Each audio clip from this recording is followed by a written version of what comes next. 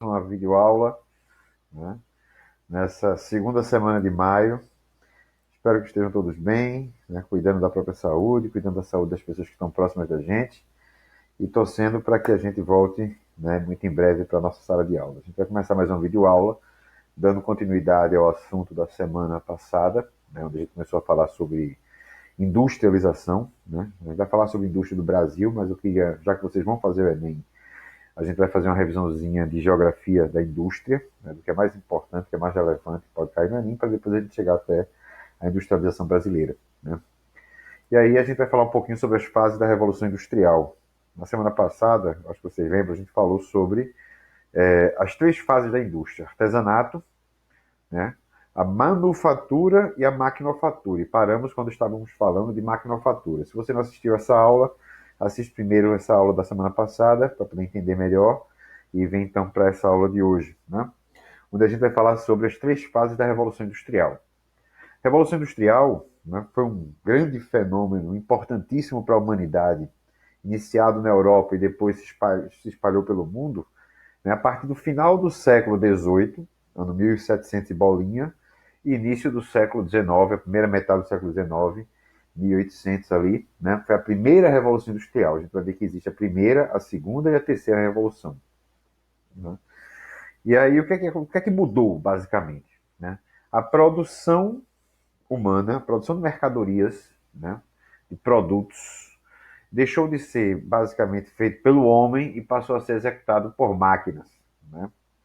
O artesão, vamos só recapitular rapidinho: o artesanato, o artesão dominava todo o processo de produção, né? Ele fazia desde o início da matéria-prima até o produto final. A manufatura é uma fase intermediária, onde você já tem a divisão de trabalho, né? As antigas oficinas artesanais começam a contratar pessoas para executar tarefas diversas, né? E aí cada um faz, mas basicamente ainda é a força muscular humana, né, que produz essas mercadorias, esses produtos. E no final do século XIX, no final do século XVIII, perdão, né, uma grande inovação tecnológica muda completamente a forma de produzir coisas pelo homem. Né?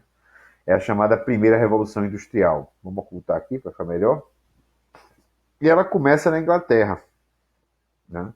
Antes de eu falar aqui, grande inovação tecnológica foi essa, a gente vai procurar entender por que na Inglaterra foi o início dessa revolução industrial. Né? Primeiro, a Inglaterra já tinha um império colonial importante e tinha havido, devido a essa exploração das colônias, um grande acúmulo de capitais. O que significa dizer que havia já uma galera lá com muito dinheiro para investir, né? Para poder abrir fábricas, investir em tecnologia. Já tem uma galera rica lá, uma burguesia que estava se formando endinheirada. Né? Justamente esse segundo tópico: já possuía uma burguesia forte e politicamente ativa. Uma burguesia que começou a querer participar da vida política do país. Né? Vamos lembrar que na época, século XVIII, 1700 e bolinha, né, você ainda tinha várias, pela Europa, né, predominava aquela monarquia antiga, absolutista, né, com a nobreza que vivia basicamente da exploração de terras, no seu luxo, no seu conforto, enquanto que havia então a burguesia, que era gente que não tinha títulos de nobreza, não vinha de famílias importantes, não tinha sobrenome, não tinha sangue azul, mas tinha grana, tinha dinheiro. Né? E essas pessoas que tinham dinheiro queriam agora tomar a posição dessa nobreza.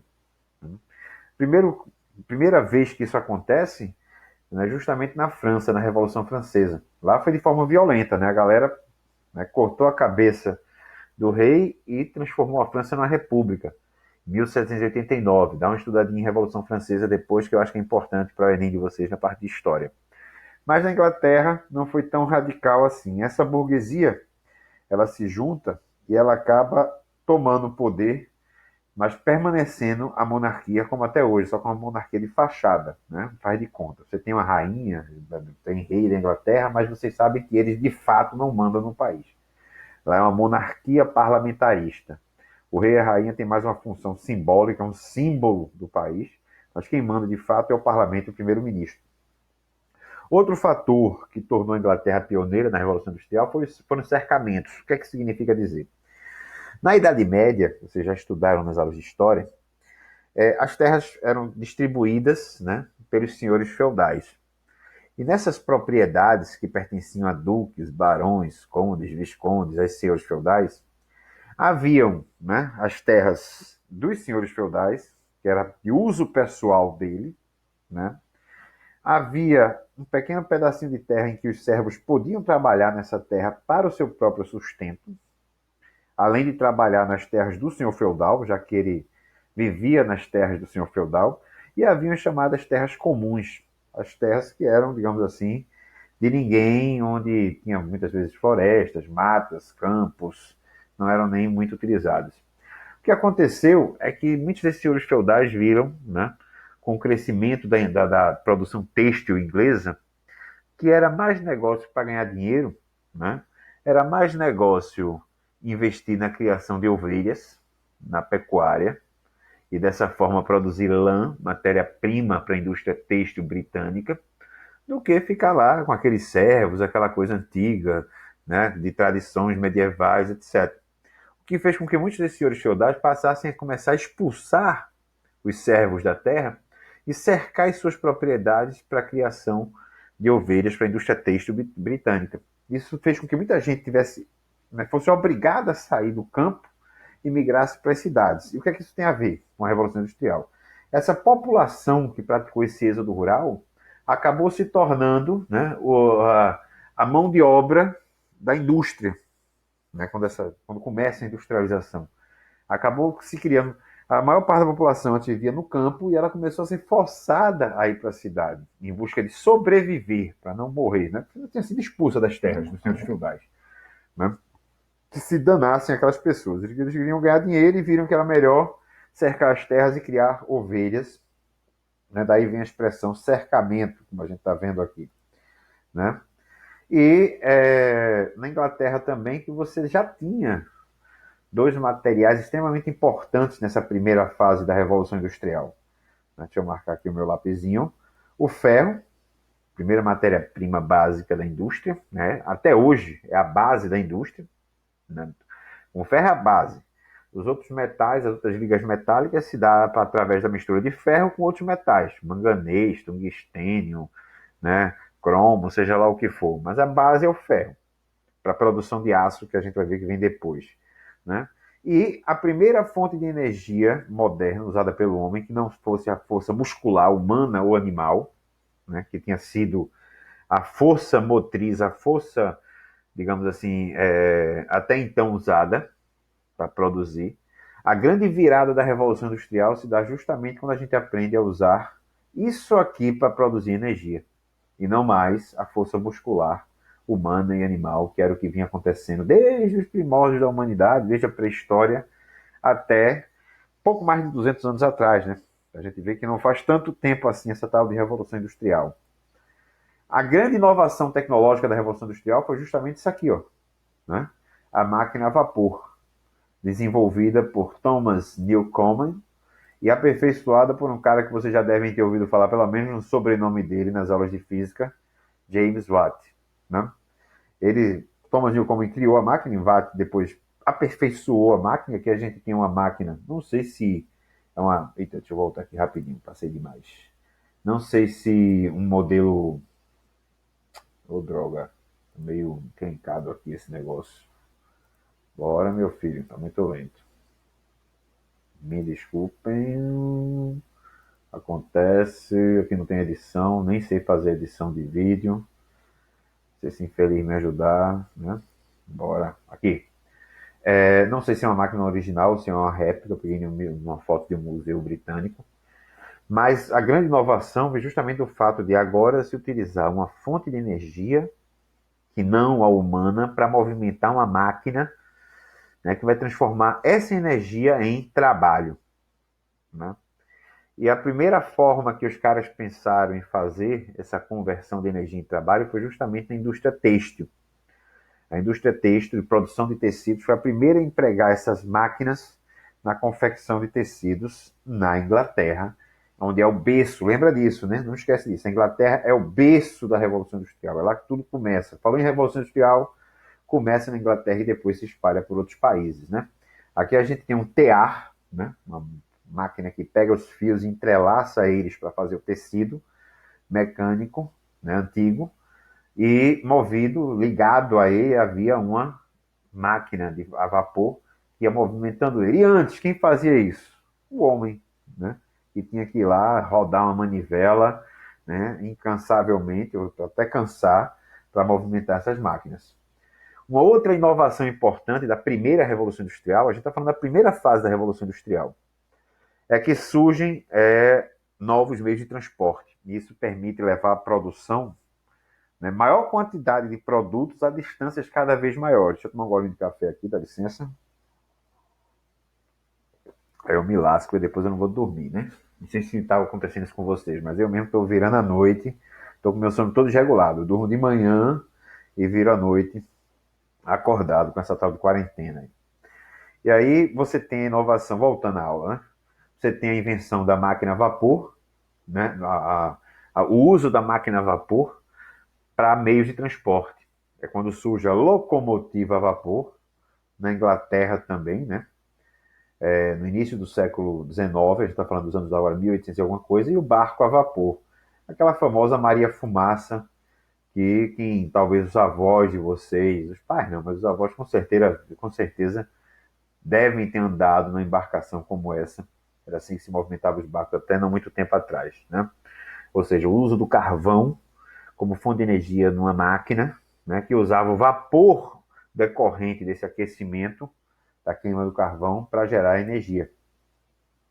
Uma outra característica importante da primeira fase da Revolução Industrial, né, é que ela acabou levando a uma urbanização da sociedade. Até então, a maior parte das pessoas viviam no meio rural, viviam no campo, né? E com a demanda, com a oferta de emprego nas cidades, com essas fábricas aparecendo, muitas dessas pessoas saíram do campo para as cidades em busca de trabalho. Lembrando que na Inglaterra isso ainda foi reforçado por conta dos cercamentos, né?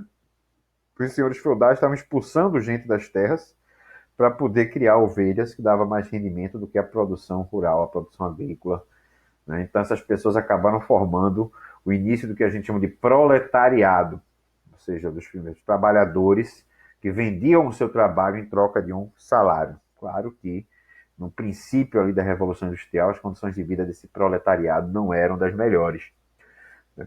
Muito pelo contrário.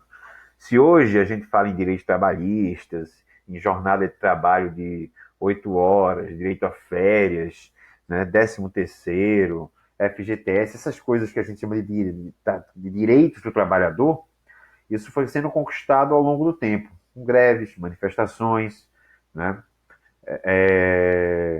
Até medo de que o comunismo implantado na União Soviética se espalhasse pelo mundo. Isso fez com que vários países capitalistas, né, concedessem melhores condições de vida ao trabalhador, para que ele não se revoltasse e acabasse adotando a ideologia comunista na crença de que a sociedade sem classes poderia existir, mas isso é uma outra história, certo? Então, também a Revolução Industrial ela se caracterizou por um intenso processo de urbanização.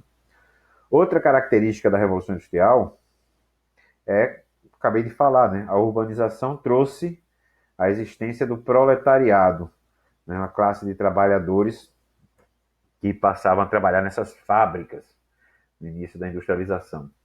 Esse hoje é um termo nem muito utilizado, né? Proletariado é um termo do século XIX, século XX. Hoje a gente usa muito pouco, mas era se aparecer numa prova de vocês ter proletariado, você lembra, é o trabalhador urbano, é o trabalhador da cidade que vende sua força de trabalho nas fábricas, no comércio, seja lá em que for, certo? Bora, cacete. No século XIX, meados do século XIX, a gente não tem datas aqui, né? Isso é um processo, e processo não tem um ano, não tem um dia. Então, quando eu falo meados, eu estou falando metade ali, por volta de metade do século XIX, que é metade, 1950, mas 1940, 50, 60, né? Ali na metade do século XIX, inicia uma outra fase da industrialização, né? Porque vem novas invenções, né? Novas tecnologias, mudanças que acontecem na indústria, e a gente chama essa segunda fase de segunda revolução industrial. E o que caracterizou essa segunda revolução industrial? Surgimento de novas fontes de energia, né? Surge a energia elétrica, inclusive, né? Ou seja, o uso da água, né? No caso das hidrelétricas, que é a forma mais comum no Brasil de produzir energia elétrica, o uso do próprio carvão, do petróleo, do vento, transformando a energia do calor, né, em energia elétrica, ou a energia do movimento, né, energia cinética, em energia elétrica. Então, a energia elétrica surge em meados do século XIX, né, muito importante, ela passou a substituir o carvão na movimentação das máquinas, das indústrias aos poucos. Uma outra inovação importantíssima, né, no metade do século XIX também, é a lâmpada incandescente. Hoje a gente está mais acostumado com a lâmpada fluorescente, que já é um avanço, né, tecnológico da antiga luminosa. Mas imagine como era antes, onde você iluminava o interior das residências ou com vela ou com candeeiro, né? As ruas também eram iluminadas a candeeiro, usando óleo. Na maioria das vezes esse óleo inicialmente era feito com óleo de baleia, né? O óleo de baleia era utilizado na iluminação pública nas ruas da cidade. Depois passou a ser o querosene, mas todo dia tinha que alguém ali passar acendendo, né, os postes públicos para iluminar. A energia elétrica acabou com toda essa necessidade, né? Só uma curiosidadezinha, essa é a lâmpada mais antiga que existe, vai comemorar agora, eu acho que ela deve ter 120 anos mais ou menos, né? Ela fica localizada nesse corpo de bombeiro nos Estados Unidos. E qual é a relevância dela, né? Além de ser a lâmpada mais antiga que existe, é justamente o fato de que antigamente se faziam as coisas para durar, né? Há quem diga, inclusive, que as primeiras lâmpadas incandescente porque ela gera luz a partir de um filamento, esse filamento aqui, ó, pode ser de cobre ou de tungstênio, que aqui atravessa, ao ser atravessado por uma corrente elétrica, ele se aquece, emite luz e emite calor, né? Mas o que nos interessa é a luz. Tem que tomar só cuidado ao pegar uma lâmpada incandescente, porque ela está muito quente, pode queimar sua mão se ela estiver acesa durante muito tempo, né?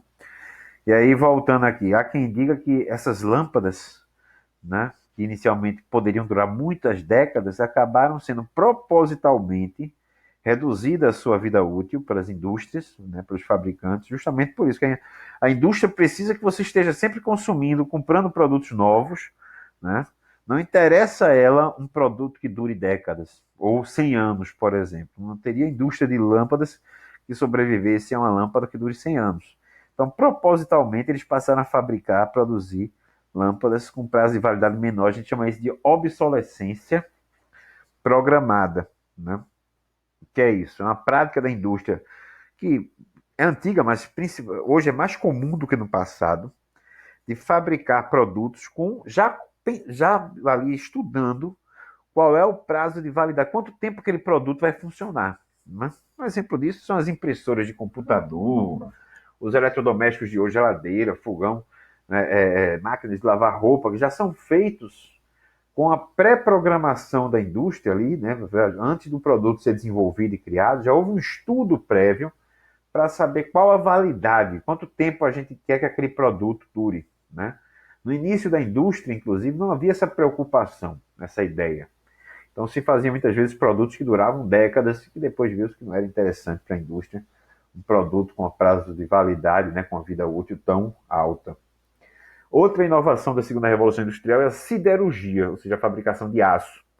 A gente aprendeu a pegar o ferro, a misturar com outros metais, né, ferro, manganês, cromo, tungstênio, etc. E obteve com isso diferentes tipos de aço. Existem vários tipos de aços, né?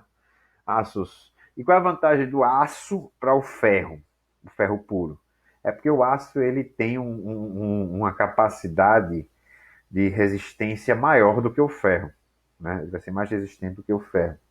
Então, a siderúrgica, a indústria siderúrgica é aquela que produz aço, né? Utilizando ferro e acrescentando a liga metálica ali, derretendo esse ferro, outros metais e até carvão também acrescentado na liga metálica aqui. O carvão nas siderúrgicas tanto serve como fonte de energia para gerar o calor necessário para fundir o metal, como ele entra também na própria liga, né, para fornecer carbono e dar maior resistência ao metal, certo? Vamos lá, prosseguindo. Uma outra inovação importante da segunda revolução industrial, né, recapitulando, a gente falou aqui da energia elétrica, né, da lâmpada incandescente, dos meios de transporte modernos, né? O barco a vapor, a locomotiva a vapor. E também a gente pode citar os meios de comunicação modernos, né? Surgem a partir da Revolução Industrial. Inicialmente o telégrafo, coisa que eu acho que vocês nunca viram, a não ser talvez em filmes de época. Primeira forma de transmissão de mensagem, né? Rápida. Hoje a gente chamaria de online, naquele tempo não tinha isso, mas imediato, entre dois lugares muito distantes, foi o telégrafo. Só que ele não transmitia voz, ele transmitia sinais sonoros, bips. E para que ele funcionasse, foi necessário criar um código. Quem criou esse código foi um cara chamado Samuel Morse. Daí vem um código Morse, que até hoje, né, é utilizado por militares, pilotos, etc., que aprendendo o código, eles sabem, né, eles transformam aqueles bips em palavras. Se você pegar o nome da empresa brasileira de correio, o nome é Empresa Brasileira de Correios e Telégrafo. Ela manteve o nome por uma questão de tradição, visto que o telégrafo hoje não existe mais, né? Você só vai encontrar aparelhos assim em museus, mas porque no passado o correio servia tanto para você enviar correspondência física, carta, coisa que também ninguém mais faz hoje, né? A gente manda e-mail, manda mensagem de zap. Quem aqui já escreveu uma carta e foi até o correio, botou um selo e postou essa carta? Acho que ninguém, né? Eu já fiz isso quando era pequeno, quando não tinha internet ainda. A gente fazia isso quando queria falar com alguém, algum parente distante. Ligava e mandava carta, veja coisa atrasada, como eu sou antigo, né? E aqui também no século XIX surge, né, através das mãos da inovação de um americano, Graham Bell, o telefone, né? Esse telefone aqui é um dos primeiros, acho que talvez o primeiro modelo de telefone. Você vê que nem se discava, era tão pouca gente que tinha um telefone.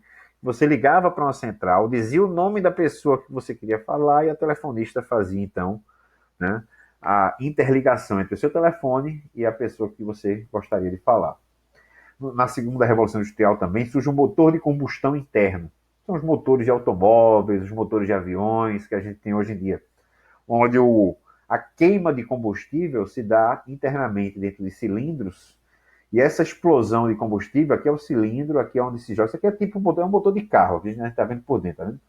Então, o que gera o movimento, o que transforma a gasolina, o álcool, o diesel em movimento do veículo, é isso que acontece aqui dentro, até de forma simplificada, né? Uma válvula, ela abre, é injetado combustível dentro desse cilindro aqui, ó. Aqui é um pistão, né? E toda vez que esse combustível é injetado, ao mesmo tempo que ele entra, a vela de ignição solta uma faísca, né? E esse pistão, então, é empurrado para baixo. O que está acontecendo aqui é que já vem de baixo e está subindo. Ao subir, ele comprime o combustível, a vela da ignição, acontece uma explosão dentro do motor, e aí ele joga esse pistão para baixo. Então ele faz esse movimento giratório aqui, já pega impulso para subir de novo, fazendo esse processo várias vezes. É isso que acontece em cada cilindro. Quando você ouve falar em carro de 3 cilindros, carro de 4 cilindros, é isso aqui que você está vendo, tá certo? Quantos cilindros desse aqui possuem o veículo? É isso que ele está falando para a gente. Então você tem entrada de combustível, o cilindro comprime o combustível ao mesmo tempo. À medida que ele é comprimido, a vela solta uma centelha, uma faísca, que vai causar a explosão do combustível. Ao explodir, os gases se expandem dentro do cilindro, jogando isso aqui que chama-se pistão para baixo, né? E aqui esse aqui vai estar ligado a um eixo que vai causar o movimento do carro. Esse é o funcionamento do motor de combustão interna.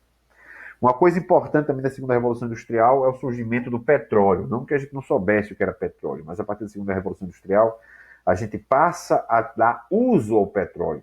Ele passa a ser usado como fonte de energia, né? E aí a gente passou a transformar esse petróleo em diesel, em gasolina, em combustível de avião, querosene, né? Gás de cozinha. Muita gente não sabe, mas o gás de cozinha que a gente usa é proveniente de petróleo, né? É o GLP, significa, o que significa a sigla GLP? Gás liquefeito de petróleo, né?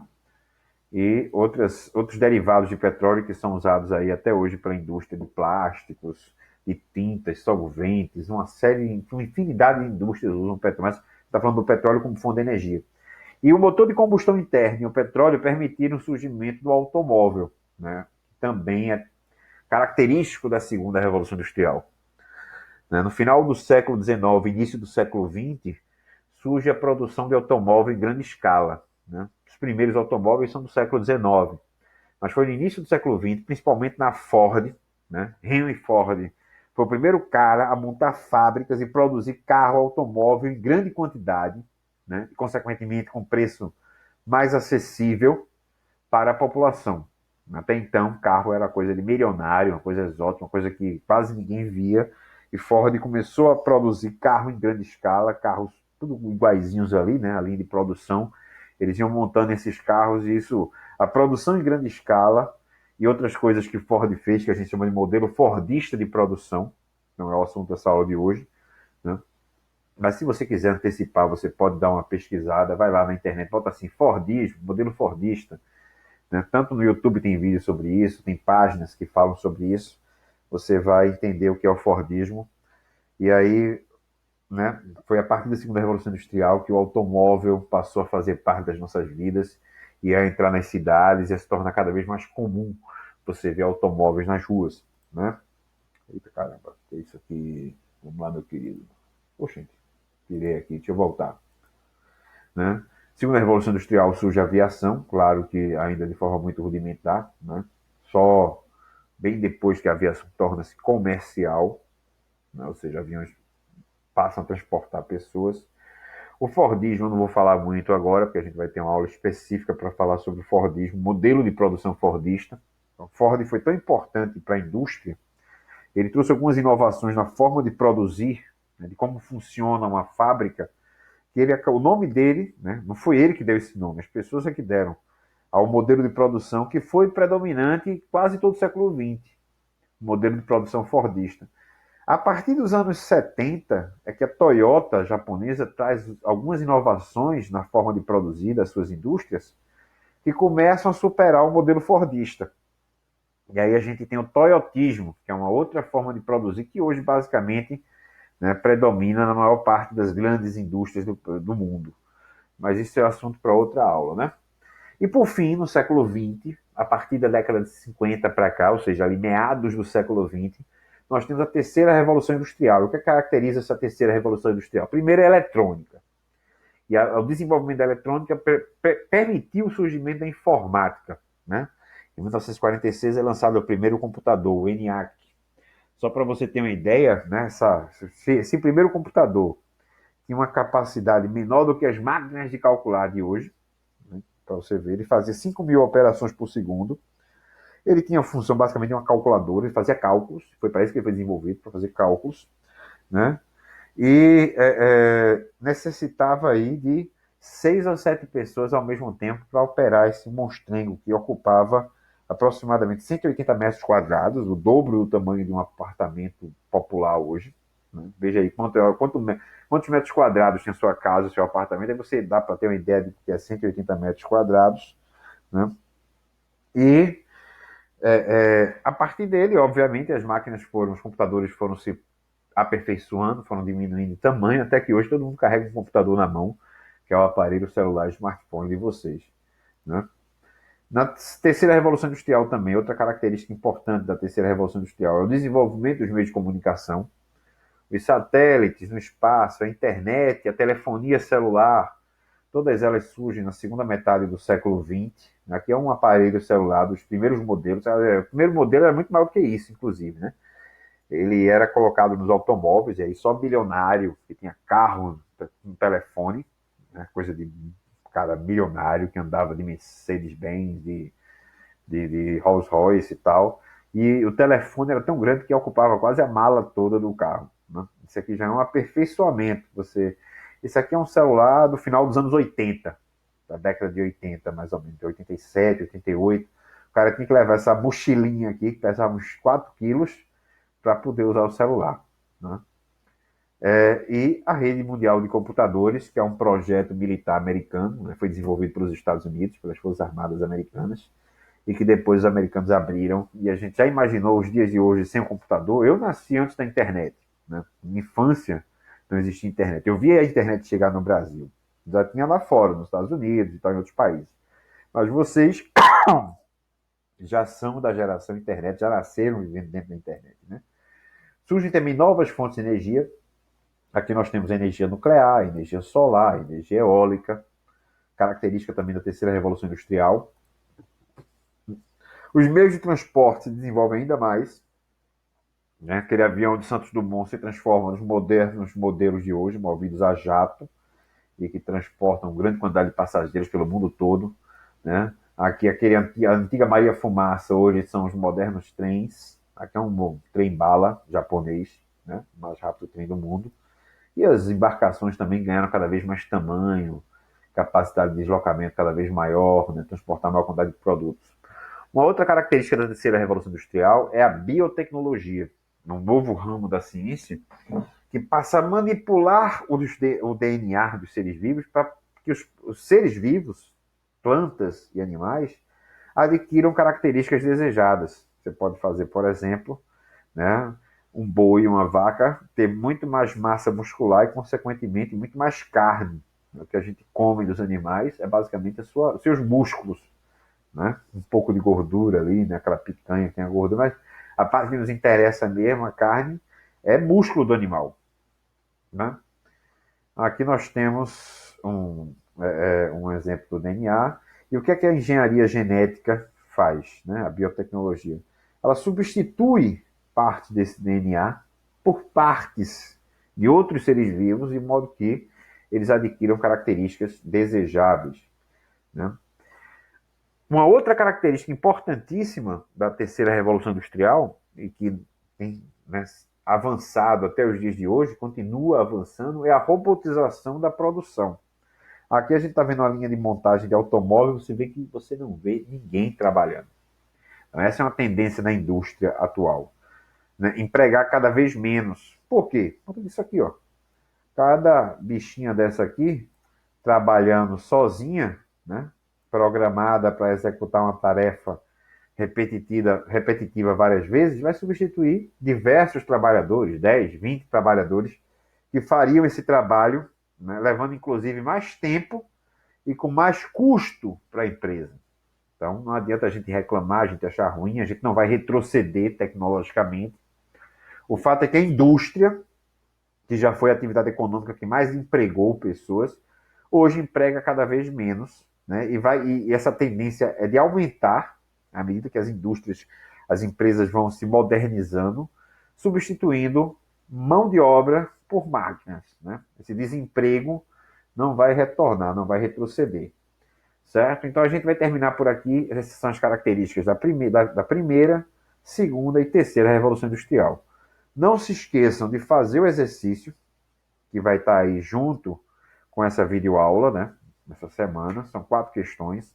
E todos esses exercícios, o professor recebe os alunos que fizeram, junto com o número de acerto de cada aluno. Né? O Google manda isso para a gente. E a gente está anotando isso, transformando isso em planilha, que será usado no retorno às aulas para atribuir as notas da primeira e agora da segunda unidade, certo? Eu não falei no início, mas acho que eu já falei semana passada, né? Geografia da indústria, que a gente começou na semana passada, na primeira semana de maio, já é assunto da segunda unidade. Ah, professor, e as provas? Não se preocupem com isso. A gente, na volta às aulas, vai realizar as provas, além de usar essas atividades para entregar a nota. Eu gostaria de pedir também a vocês que falassem com seus colegas que não estão fazendo as atividades, para que eles façam as atividades. Né? Assistam as videoaulas, façam as atividades, não só minha, mas dos outros professores, porque senão vai ficar complicado a gente atribuir nota, né? Vai ter que fazer tudo isso na volta, então vai ficar muito sobrecarregado de trabalho, e não é férias, ninguém está de férias aqui, a gente só mudou o modelo de aula devido a uma pandemia, a uma praga aí de um vírus que se espalhou pelo mundo e que exigiu que a gente mantivesse um distanciamento social durante algum tempo para evitar, né, mais contágio e até mortes, tá certo? Fiquem com Deus, cuidem-se bem, né? Continuem tomando as medidas necessárias para preservar a sua saúde e a saúde de quem vive com você contra o coronavírus. Um abraço e até a próxima. Ok? Tchau. Fui.